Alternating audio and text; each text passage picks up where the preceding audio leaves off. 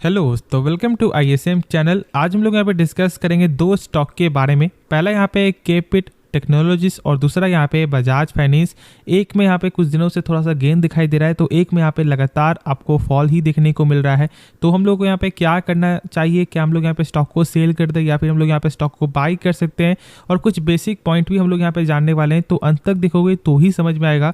लेकिन आप उससे पहले क्या कर सकते हो, इस चैनल को आप सब्सक्राइब कर सकते हो, और साथ साथ यदि आपको ये वीडियो पसंद आए ना तो आप इस वीडियो को भी लाइक कर सकते हो। तो चलो स्टार्ट करते हैं और समझते हैं पहले हम लोग यहाँ पे केपिट टेक्नोलॉजीज के बारे में।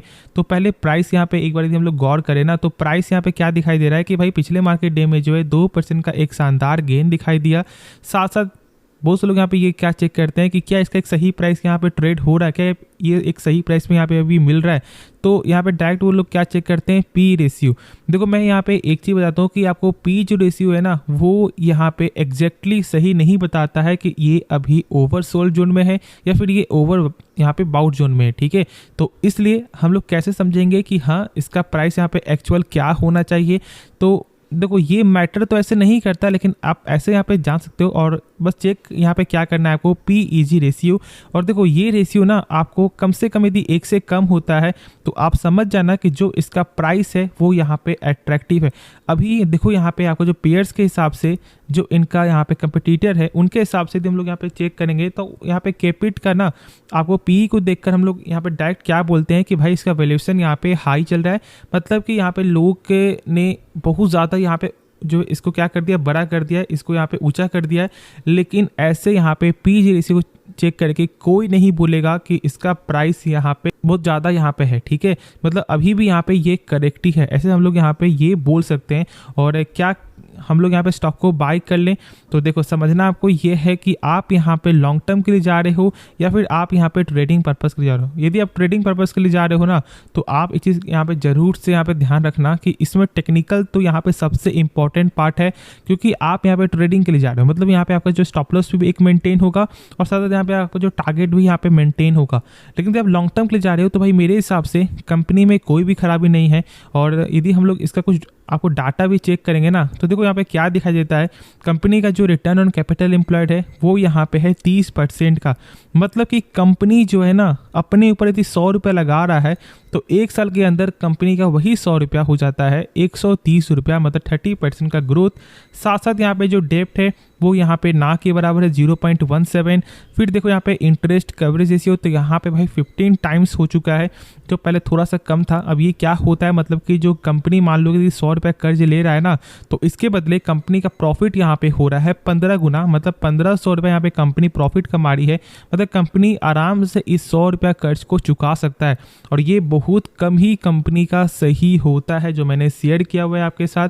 और इस चीज़ को जरूर से चेक करना। और यहाँ पे किसी भी कंपनी का ये आंकड़ा कम से कम 5 टाइम्स से ऊपर होना चाहिए। मतलब कि यदि 100 रुपये कर्ज है तो 500 रुपये का तो भाई यहाँ पे प्रॉफिट होना ही चाहिए, ये इंपॉर्टेंट है। फिर देखो यहाँ पे इसका शेयर होल्डिंग पैटर्न यहाँ पे क्या दिखाई दे रहा है।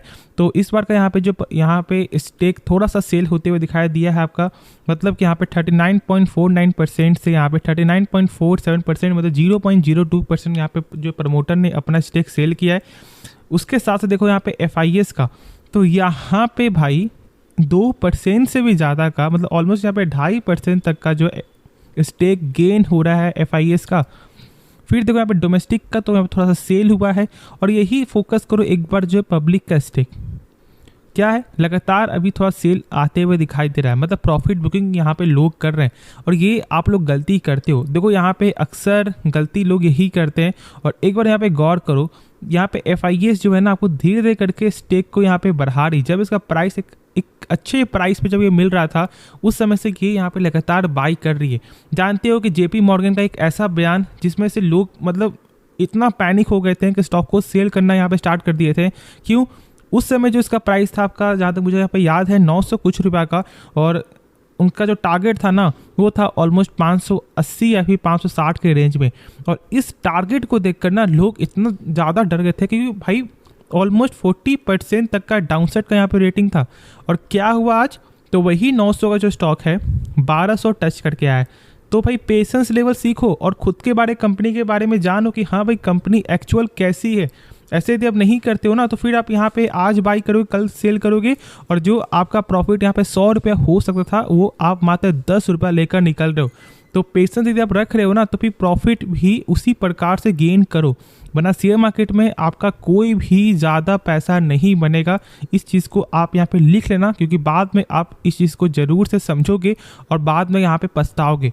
तो फोकस जरूर से करो कंपनी के बारे में, सारा जो डाउट है यहाँ पे क्लियर ऑटोमेटिक ही हो जाएगा। तो मेरे हिसाब से ये एक बेटर अपॉर्चुनिटी है फॉर द लॉन्ग टर्म के लिए, क्योंकि ट्रेडिंग के लिए आपको टेक्निकल चेक करना पड़ेगा और स्टॉप लॉस को मेंटेन तो करना ही पड़ेगा। तो अब हम लोग यहाँ पे नेक्स्ट स्टॉक के बारे में जानते हैं, जिसका नाम है बजाज फाइनेंस। तो आप यहाँ पे देख सकते हो कि भाई यहाँ पे पिछले मार्केट डे में जो है ना आपको 1.5% से ज़्यादा का यहाँ पे गिरावट आपको दिखाई दिया है, और जो इसका लेवल है वो यहाँ पे 7037 पे बंद होते हुए दिखाई दे रहा है। क्या यहाँ पे आपका जो क्वार्टर वन का नंबर खराब आया है? तो ऐसा बिल्कुल नहीं है। आप जानते हो कि भाई यहाँ पे जो रिजल्ट आया है वो यहाँ पे ओवरऑल एक अच्छा रिजल्ट यहाँ पे देखने को मिला, क्योंकि यहाँ पे ईयर ऑन ईयर भी ग्रोथ है और क्वार्टर भी यहाँ पे ग्रोथ दिखाई दी है। तो फिर यहाँ पे एक्चुअल गिरावट हो क्यों रहा है? तो देखो एक चीज़ यहाँ पे आप समझ लो ना कि मेन जो गिरावट का कारण है वो कहीं ना कहीं यहाँ पे आपको जियो फाइनेंशियल का एक रोल है, क्योंकि यहाँ पे आप जानते हो कि भाई ब्लैक रॉक के साथ एक पार्टनरशिप का एक न्यूज, जिसके कारण यहाँ पे मतलब इतना ज़्यादा प्रेशर हो जाता है। साथ यहाँ पे आपको बजाज फाइनेंस तो यहाँ पे गिरी रहा है, और इसके साथ साथ यहाँ पे बजाज फिंसर भी आपको गिरते हुए दिखाई दे रहा है। तो क्या हम लोग यहाँ पे स्टॉक को सेल कर दें? तो वेट, उससे पहले आप कुछ यहाँ पे देख लो कि भाई ब्रोकर यहाँ पे लगातार टारगेट भी आपको दे रहे हैं। देख सकते हो कि यहाँ पे बजाज फाइनेंस का जो टारगेट जो रेटिंग है वो यहाँ पे 22 का है, और जो टारगेट दिखाई दे रहा है वो यहाँ पे दिखा रहा है 8252 रुपया का। ये कुछ भी नहीं है, बहुत सारे ब्रोकर ने टारगेट जो यहाँ पे 8 है, 500 के ऊपर का भी टारगेट यहाँ पे दिखाई दे रहा है। लेकिन ये टारगेट को देखकर मैं ये नहीं बोल रहा कि आप लोग यहाँ पे स्टॉक को बाय कर लो या फिर यहाँ पे सेल कर दो, नहीं, ऐसा कुछ भी मत करना, क्योंकि कंपनी के बारे में जानना खुद से सीखो। और मैं यदि यहाँ पे बताना स्टार्ट कर दूँ ना कि कंपनी कैसी है, तो फिर आपको खुद ही मालूम चल जाएगा कि हाँ भाई कंपनी एक्चुअल में यहाँ पे कैसी है या फिर कैसी नहीं है।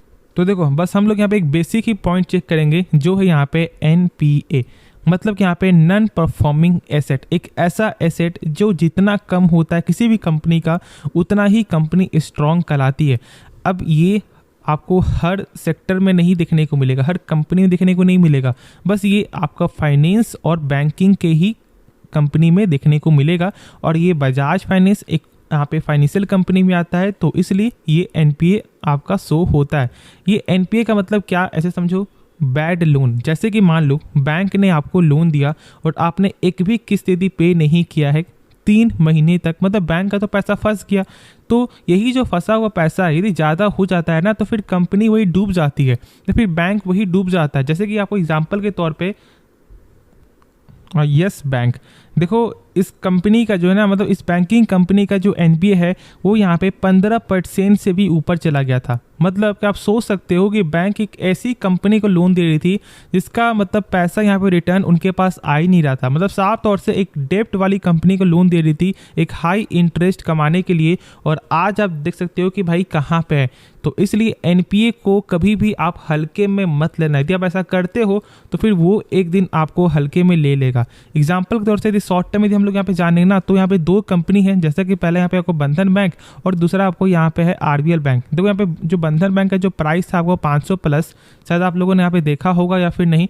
तो वो 500 का प्राइस जो आज यहाँ पे जो 50% डिस्काउंट रेट में यहाँ पे क्यों मिल रहा है, क्योंकि उसका जो NPA है ना वो आपको चला गया था कितना, 4% से भी ऊपर।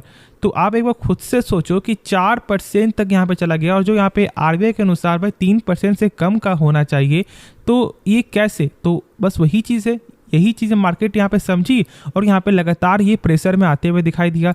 एग्जांपल दोस्तों या फिर एक और है यहाँ पे RBL बैंक, जो मैंने अभी शेयर किया, इसका भी ऑलमोस्ट आपको 4.5% से ऊपर यहाँ पे चला गया था। तो इस पॉइंट को यहाँ पे समझो। और यहाँ पे बजाज फाइनेंस का यही सबसे आपको बड़ा यहाँ पे प्लस पॉइंट है। क्यों? क्योंकि इसका जो NPA है ना वो यहाँ पे इस बार आपको देखने को मिला है ऑलमोस्ट यहाँ पे 0.39%। मतलब आप सोच सकते हो कि यहाँ पे आधे % से भी कम, और यहाँ पे लगातार 3-4 क्वार्टर से जो इसका NPA है ना वो यहाँ पे घटते हुए ही दिखाई दे रहा है, इस पर कोई भी शक नहीं है, और 0.5% के नीचे आ रहा है। तो बाकी आपको खुद से समझ में आ गया हो, क्योंकि मैं यहाँ पे ज़्यादा फाइनेंशियल आपके साथ यहाँ पे शेयर नहीं करूँगा। बेसिक टॉर्ड यहाँ पे जो मैंने बेसिक टर्म से ना मैंने आपके साथ यहाँ पे शेयर कर दिया, बाकी मानना ना मानना ये आपका डिसीजन है। तो एक बार खुद से सोच समझ कर ही लेना फैसला, क्योंकि पैसा आपका है, रिस्क आपका है, तो आपको भी यहाँ पे समय देना पड़ेगा। बाकी जो डाउट बचे तो फिर मैं उसके लिए इस चैनल पे हूँ, आप कमेंट करो, मैं उसका आपको रिप्लाई ज़रूर से दूंगा। तो होप ये वीडियो पसंद आएगा। बाकी इस वीडियो में यदि आपको कुछ भी सीखने को मिला तो आप इस चैनल को क्या कर सकते हो, सब्सक्राइब कर सकते हो, और साथ साथ आप इस वीडियो लाइक कर सकते हो और सब्सक्राइब कर सकते हो। तो मिलते हैं नेक्स्ट वीडियो में, तो तब तक के लिए धन्यवाद।